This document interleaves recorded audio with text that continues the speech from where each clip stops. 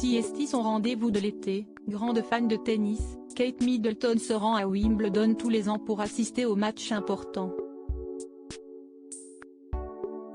Parfois seule, parfois en famille, elle ne manque jamais de soutenir ses joueurs préférés, notamment son compatriote Andy Murray. Il y a quelques années, elle avait pourtant été empêchée de se rendre au stade alors que celui-ci jouait l'un de ses matchs historiques. Désormais marraine du légendaire tournoi de tennis de Wimbledon, Kate Middleton est une supportrice de tennis assidue. Depuis son entrée dans la famille royale britannique, elle n'a quasiment jamais loupé une édition du tournoi et a même participé à une vidéo avec Roger Federer. Passionnée, elle avait pourtant manqué un épisode historique, la victoire, il y a 10 ans, d'Andy Murray. À l'époque, le Britannique est l'un des favoris, après avoir perdu en finale l'année précédente, puis remporté les Jeux Olympiques et l'US Open.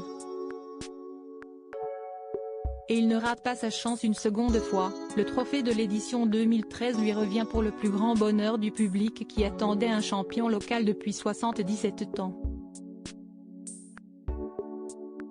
Et probablement également de la famille royale, même si Kate Middleton avait été empêchée d'accéder au stade ce jour-là.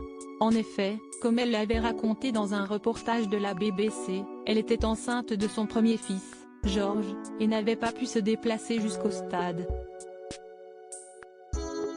Pourtant, elle avait tout tenté pour cela, j'ai tout essayé, j'ai dit au médecin peut-être que je pourrais y aller, mais il m'a répondu non, avait-elle raconté dans un reportage pour la BBC, avant d'expliquer qu'elle avait quand même contacté le champion par la suite.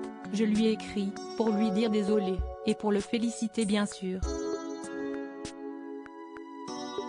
George, aussi fan que sa maman. Il faut dire qu'elle a accouché 16 jours plus tard et qu'il était effectivement plus intelligent pour elle de se reposer avant d'accueillir son premier petit garçon. Un petit garçon, d'ailleurs, qui semble marcher dans ses pas. L'année dernière, il avait accompagné ses parents pour assister à la finale.